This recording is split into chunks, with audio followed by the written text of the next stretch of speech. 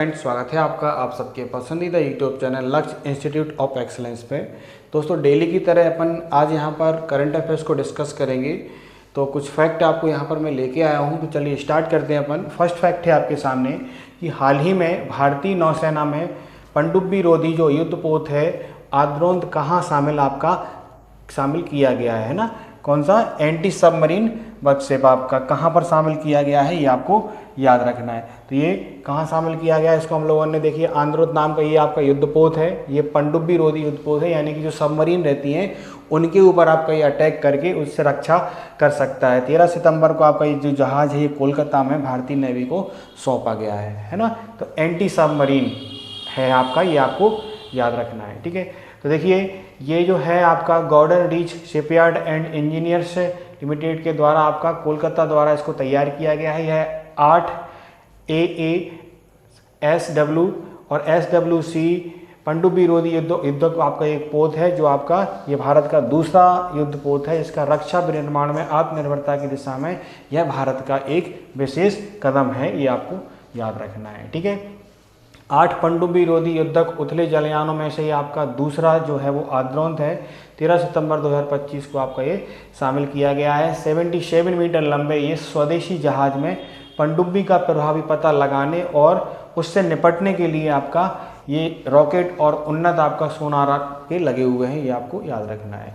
यानी anti submarine ship है भारत का, जो युद्ध के समय पर काफ़ी ज़्यादा काम होगा, ये आप याद रखेंगे। चलिए नेक्स्ट देखेंगे, हाल ही में आंध्र प्रदेश रणजी टीम के कोच कौन बने हैं। यानी रिसेंटली कोच किसको आंध्र प्रदेश रणजी ट्रॉफी टीम का कोच बनाया गया है, किसको? आपका आंध्र प्रदेश क्रिकेट एसोसिएशन ने न्यूजीलैंड के पूर्व कोच गैरी स्टेट को 2025-26 के लिए आपका जो है वो रणजी टीम का बनाया है। रणजी ट्रॉफी आपको पता होगा भारतीय क्रिकेट की घरेलू सीरीज होती है, यानी जो हमारी डोमेस्टिक क्रिकेट की सबसे बड़ा टूर्नामेंट है, इसको रणजी ट्रॉफी के नाम से आपका जाना जाता है, जो हर साल आपकी खेली जाती है और ये आप याद रखेंगे। इसका कोच आंध्र प्रदेश ने किसको बनाया है? आपका न्यूजीलैंड के आपके जो कोच रहे हैं पहले गैरी स्ट्रीट आपके रहे, इनको आपका बनाया। स्ट्रीट ने 2018 से जून 2025 तक न्यूजीलैंड को कोचिंग दी है और उन्हें सभी प्रारूपों में 268 अंतर्राष्ट्रीय मैचों का आपका अनुभव है। ये हैं आपके, ये आप याद रखेंगे।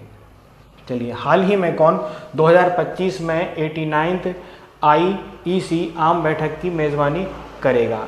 तो देखिए भारत 15 से 19 सितंबर तक को इसकी मेज़बानी की है भारत में, भारत मंडपम में आपका याद रखना है ना। इलेक्ट्रोटेक्निकल आयोग है, इसकी 89th मीटिंग की भारत ने मेज़बानी की है। सम्मेलन में 100 से अधिक देशों के 2000 से अधिक वैश्विक विशेषज्ञों ने भाग लिया, ये आप याद रखेंगे, ठीक है। तो इंडिया में इसका आयोजन किया गया। अब भारत में और कुछ अपन देखते हैं, भारतीय जो है वो करंट अफेयर्स में क्या क्या संबंध रहा अभी आपका लेटेस्ट। भारत की गैर जीवाश्म ईंधन बिजली उत्पादन क्षमता 250 गीगावाट तक पहुंच गई है। भारत की साक्षरता दर बढ़कर 80.9% हो गई है। भारत ने CAFA नेशंस कप 2025 में ब्रॉन्ज मेडल जीता है। भारत अक्टूबर 2025 में 28वीं एशियाई TT चैंपियनशिप की मेज़बानी आपका करेगा। 2025 SAFF अंडर 17 महिला चैंपियनशिप का खिताब भारत ने जीता है। भारत ने वैश्विक खाद्य कार्यक्रम के साथ वैश्विक भुखमरी से निपटने के लिए आपका समझौता किया है। ओपन AI ने 2025 में भारत में अपना पहला कार्यालय खोलने की घोषणा की है। भारत को AIBD कार्यकारी बोर्ड का अध्यक्ष चुना गया है, ये आप याद रखेंगे।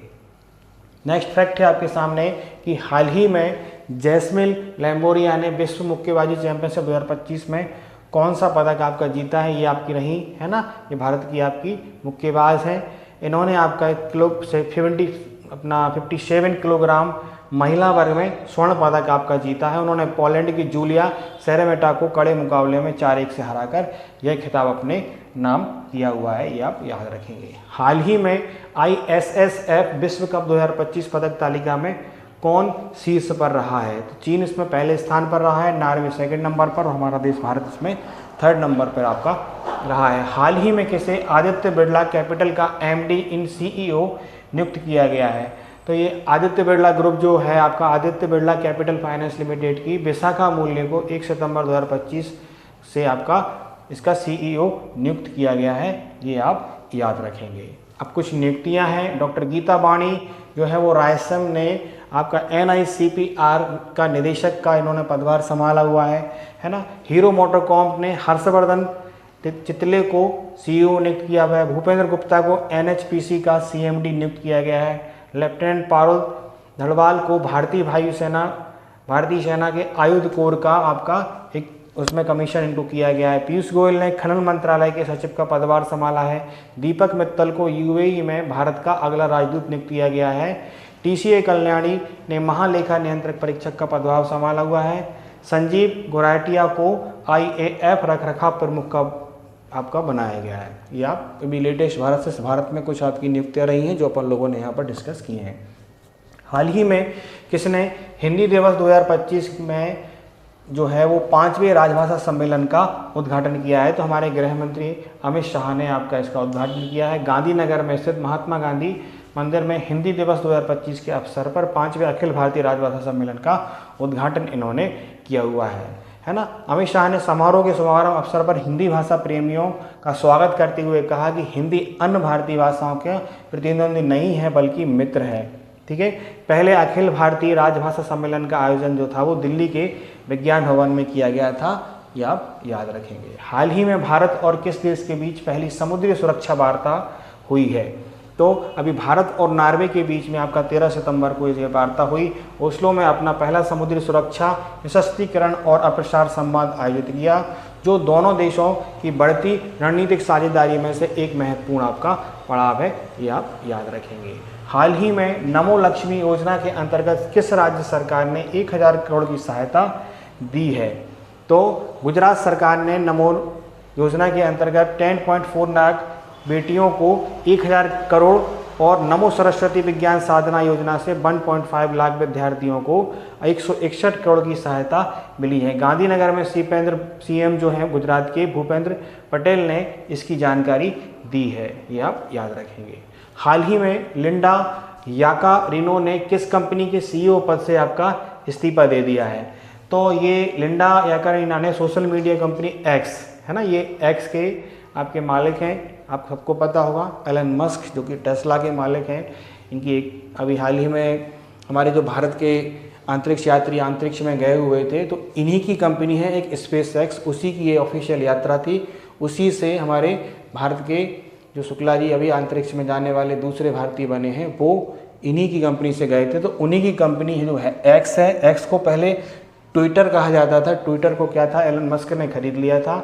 तो लिंडा याकारिनो ने ये सोशल मीडिया कंपनी X के पद से आपका इस्तीफा दे दिया है, CEO आपकी थी। उन्होंने जून 2023 में एलन मस्क द्वारा कंपनी का अधिग्रहण और रिवार्डिंग के बाद आपका पद संभाला था और 2 साल तक इसका नेतृत्व इन्होंने किया हुआ है, जो हाल ही में इन्होंने इस्तीफा दे दिया है।